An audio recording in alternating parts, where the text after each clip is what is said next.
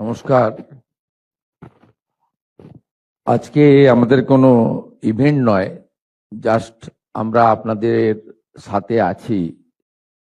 আমরা আমাদের সলিডারিটি এবং আপনাদের প্রতি যে সিম্প্যাথি বা সহমর্মিতা জ্ঞাপন করার জন্য এখানে এসেছি। আমার সাথে মাননীয় মন্ত্রী শ্রীমতী অগ্নিমিত্রা পাল মহোদয় রয়েছেন, মাননীয় মন্ত্রী ডাক্তার শারদ মুখোপাধ্যায় রয়েছেন, মাননীয় দুজন রাজ্যমন্ত্রী উমেশ রায় মহোদয় এবং শ্রীমতী সুমনা সরকার মহোদয়া রয়েছেন, মাননীয় মুখ্য সচিব এবং কলকাতা পুলিশ, কলকাতার কমিশনার এবং আধিকারিকরা রয়েছেন। আপনারা জানেন, অত্যন্ত একটি দুঃখজনক বেদনাদায়ক ঘটনা ঘটেছিল এবং এই ঘটনার পিছনে কারা আছেন, কি আছেন, কিছুটা মানুষজন জেনেওছেন। আমরা অত্যন্ত ব্যথাতুর হৃদয় নিয়ে আপনাদের সামনে আজকে এসেছি। যে এই সরকার মানবিক সরকার, কোনো মৃত্যুর ক্ষতিপূরণ অর্থ দিয়ে হয় না। প্রথমত আমাদের চেষ্টা থাকবে বিগত সরকার বা কর্পোরেশনের যে সমস্ত ভুল ত্রুটিগুলোর জন্য এই ধরনের ঘটনা বারংবার কলকাতা শহরে ঘটছে, গার্ডেন রিচ থেকে তারাতলা, সেগুলো থেকে আমরা যাতে কলকাতা তথা রাজ্যবাসীকে মুক্তি দিতে পারি, তার জন্য সরকারের পক্ষ থেকে কি কি ব্যবস্থা নেওয়া হয়েছে মাননীয় মুখ্য সচিব সংক্ষেপে আপনাদেরকে জানিয়েছেন, যেহেতু মিডিয়ার বন্ধুরা এখানে আছেন। আমরা বিগত দিনে দেখেছি,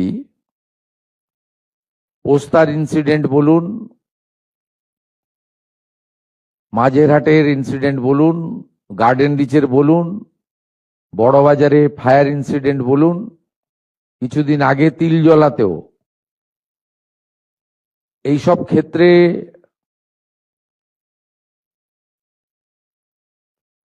রেস্কিউ অর্থাৎ উদ্ধার কার্য যেভাবে করা উচিত সে কাজ করা হয়নি।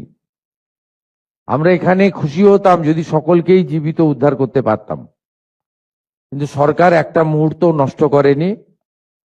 স্থানীয় জনগণ, Kolkata police, Kolkata corporation, fire brigade হাত লাগিয়েছে 30 মিনিটের মধ্যে, এবং ঘন্টা দুয়েকের মধ্যে আর্মি এবং এনডিআরএফ কে যুক্ত করে আমাদের এসডিআরএফ সহ আমরা উদ্ধার কার্য করে 17 জনকে বাঁচাতে পেরেছি। এটা ভগবানের অশেষ করুণায় হয়েছে, কিন্তু আমরা 16 জনকে বাঁচাতে পারিনি। এই জন্য আমাদের বেদনা আছে, দুঃখ আছে, এবং আমরা ভবিষ্যতে চেষ্টা করব যাতে এই ধরনের ঘটনা না ঘটে। আপনারা অত্যন্ত অর্থনৈতিকভাবে দুর্বল এবং সমাজের অর্থনৈতিকভাবে পিছিয়ে পড়া মানুষ, সেই কারণে রুটি রুজি পেটের টানেই এই ধরনের ঝুঁকিপূর্ণ কাজ আপনারা করেন, আপনার পরিবারের লোকেরা করেন। আপনাদের সরকার আপনাদের পাশে, এইটুকু আমি বলতে চাই। আপনাদের মধ্যে যদি কেউ সরকারের জন্য কিছু উপদেশ, পরামর্শ বা কিছু আপনাদের বক্তব্য রাখতে চান, সকলে নয়, একজন বা দুজন সংক্ষেপে আপনারা বলতে পারেন।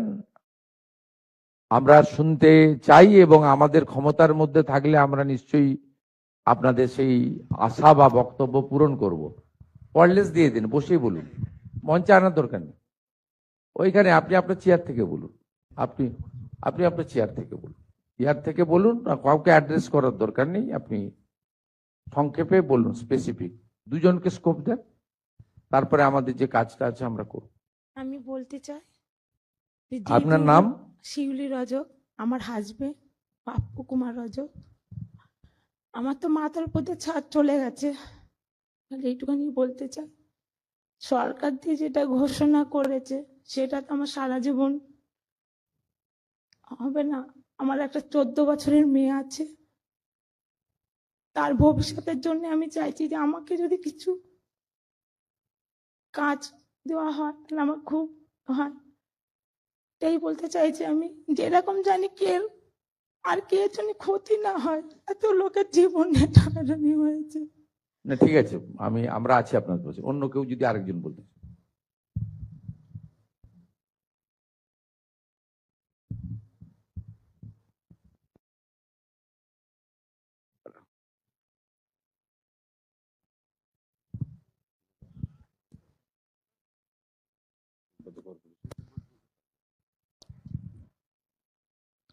हम लोग काम करने गए थे सर।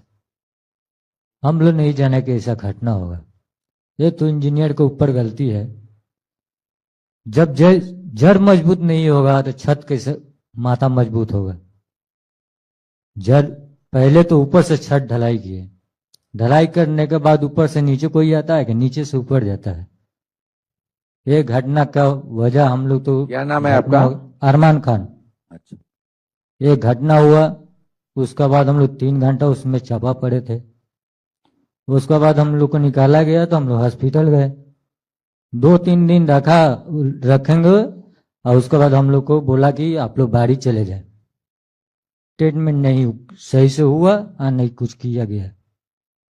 ऐसे मेरा हाथ टूटा है। हम लोग तो भाड़ा घर में रहते हैं, यही हम लोग रोज कहाँ का रहने वाला आप? कमाते हैं, रोज खाते हैं। कहाँ का रहने वाला? काकीनाडा। काकीनाडा। ठीक है। यही सब हम लोग का घटना है साहब। ठीक है, ठीक है। अन्ना আমি বলে দিচ্ছি। देखिए, सब लोग का यही गुंजाइश शायद होगा। पहले तो देखिए, आपने एक तो अपने रिश्तेदार को खो दिया, उन्होंने उनका बात बताया, सही बात बताया। और दूसरा जो इमरान भाई ने बताया, देखिए आपको 3 घंटा के अंदर रेस्क्यू करने का काम कौन किया? वो रेस्क्यू टीम किया, जवान ने किया। नहीं तो कलकत्ता पुलिस, नहीं तो हमारी एसडीआरएफ, नहीं तो एनडीआरएफ, नहीं तो आर्मी, नहीं फायर ब्रिगेड। और वहां से आपको निकाल के ग्रीन चैनल करके हॉस्पिटल में उनको आपको लेकर गया भी हेल्थ वर्कर लोग। और वहां हॉस्पिटल एसएसके में जिस तरीके से सेवादान करने का काम वो लोग किया सबको, इसमें मैं हॉस्पिटल विजिट किया था। कुछ लोग तो बुरी तरह घायल था, उनका तो सेंस भी नहीं था। वहां honourable MIC health, MOS health, principal secretary health, MSBP सब मिलके वहां बहुत सारा काम किया। आज उनको सेवा आपको मिला, इसलिए आप यहाँ हमारी जो सेक्रेटेरिएट का मीटिंग हॉल में आकर आपका जो एक्सपीरियंस, आपका जो अपील है, आप बोल सकते हैं। आप लोग सुन रहा है, लेकिन सब मिलके काम किया। आने वाला दिन में भी हम लोग अच्छा करके काम करने के लिए जो हमारी स्किल ट्रेन टीम बनाना चाहिए, मॉडर्न इक्विपमेंट चाहिए, जो खामियां था वो पूरा करने का काम सरकार कर रहा है। हम लोग additional budget allocation, man power के लिए भी सिविल डिफेंस और डिजास्टर मैनेजमेंट टीम को हम लोग रेडी कर रहा है। मैं आज पोस्टमार्टम करने के लिए नहीं आया है, वो तो काम सरकार का करना है, सरकार कर रहा है। कलकत्ता पुलिस हेल्प कर रहा है, चीफ सेक्रेटरी खुद मॉनिटरिंग कर रहा है। आश्वस्त रहिए, ये सरकार आने वाला दिन में इस तरीके से हादसा टालने के लिए जो जो मेजर करना चाहिए वो करेगा।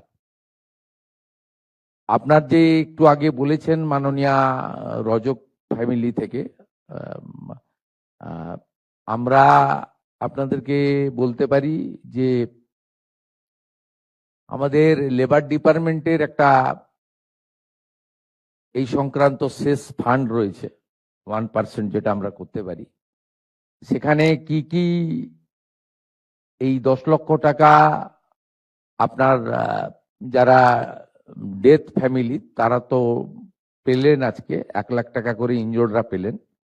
এর বাইরেও এই ফ্যামিলিগুলোকে যারা বিশেষ করে যারা ডেথ ভিকটিম, এই ফ্যামিলিগুলো আমাদের লেবার ডিপার্টমেন্টের যে শেষ ফান্ড রয়েছে ওখান থেকে কি ধরনের সহযোগিতা করা যায়, এটা আমি কমিশনার কাম অ্যাডমিনিস্ট্রেটর আমাদের কলকাতা কর্পোরেশন তাকে দায়িত্ব দিচ্ছি, আর মন্ত্রিসভার পক্ষ থেকে ইউডিএমএ মিনিস্টারকে এটা মনিটরিং করার জন্য দায়িত্ব দিচ্ছি। মাননীয় অগ্নিমিত্রা পাল মহোদয়া ক্যাবিনেট মিনিস্টার, মাননীয় শ্রীমতী স্মিতা পান্ডে আইএস এই বিষয়টা দেখবেন, দেখে চিফ সেক্রেটারির মাধ্যমে আমার কাছে প্রপোজাল আসবে। আমাদের লেবার সেক্রেটারি রচনা ভগত রয়েছেন, মন্ত্রী অর্জুন সিং রয়েছেন, তাদেরকেও প্রপারলি আমরা অ্যাডভাইস করে দেব। আপনাদেরকে আমরা এই বিষয়টা মাননীয় স্মিতা পান্ডে মহোদয়া তিনি আপনাদেরকে জানিয়ে দেবেন আগামী 7-10 দিনের মধ্যে অপরচুনিটি কি রয়েছে আর আমরা কি করতে পারি। অনারেবল সিএস আমাকে বললেন যে অপরচুনিটি আছে, আমরা কিছু করতে পারবো, এদের মাসে মাসে কিছু হেল্প করতে পারবো। এর বাইরেও যে সমস্ত ডেথ ফ্যামিলি রয়েছে তাদের বাচ্চারা যদি পড়াশোনার বিষয়ে কিছু সাহায্য মানে চান, হোস্টেলে রেখে করতে চান বা অন্য জায়গায় করতে চান যেখানে গভর্নমেন্ট অ্যাকোমোডেশন আছে, এটাও আপনারা মাননীয় কমিশনারকে অথবা কলকাতা পুলিশের মাধ্যমে আমাদের জানাবেন, আমরা করব। আমি কলকাতা কর্পোরেশনকে বলবো ওনাদের যে ডেলি কাজগুলো হয় তাতে এই 15-16টা ফ্যামিলি যারা বিহার বা ইত্যাদি আছে তাদের পক্ষে সম্ভব নয়। কলকাতা বা অ্যাডজয়নিং এলাকাতে যদি এই ফ্যামিলিগুলো যারা থাকেন তারা যদি আপনাদের বিভিন্ন ধরনের কাজ হয়, সেই কাজে যদি এদের ফ্যামিলির কোনো লোক সক্ষম থাকে বা করতে চায় ইনক্লুড করা। আমি কলকাতা পুলিশকেও বলবো তাদের এলাকায় যে সমস্ত ব্যক্তির ফ্যামিলি ঘটেছে তাদের ক্ষেত্রেও কলকাতা পুলিশ থেকেও যেন তাদের পরিবারের সঙ্গে লোকাল থানা একটু যোগাযোগ রাখেন, কোনো সহযোগিতা লাগলে করেন। আর হেলথ ডিপার্টমেন্টের মাননীয় এমআইসি কে আমি অনুরোধ করবো, এমওএসও আছেন, যদি ফার্দার ট্রিটমেন্টের জন্য কারোর মনে হয় যে আমার এখনো শরীর ঠিক হয়নি, আরো ওষুধ দরকার বা আরো কিছু স্যাটিসফাইড হওয়ার জন্য নিজেই মনে করছেন যে আমি অসুস্থতা ফিল করছি বা আমার ব্যথা বেদনা আছে, সেটা ডক্টর শারদ মুখোপাধ্যায় আমাদের এই ফর্মাল মিটিং এর পরে আপনারা ওনার কাছে নাম ফোন নাম্বার দিয়ে দিন, উনি প্রপারলি দেখে দেবেন। এবং যতদিন আপনাদের ওষুধ দরকার বাড়িতে থাকলেও কমপ্লিটলি ওষুধ আমরা প্রোভাইড করব আমাদের স্টেট গভর্নমেন্টের পক্ষ থেকে। এই বিষয়গুলো আমি আপনাদের বললাম এবং আশা করি আপনারা ধীরে ধীরে আপনাদের শোক কাটিয়ে উঠবেন এবং নতুনভাবে আপনাদের পরিবারের বাকি যে লোকজন রয়েছে তাদের দিকে তাকিয়ে আপনারা আবার স্বাভাবিক জীবনে ফিরে আসবেন। আপনাদের সরকার আপনাদের পাশে। मैं सबको मेरा दिल से मेरा आभार प्रकट कर रहा हूं।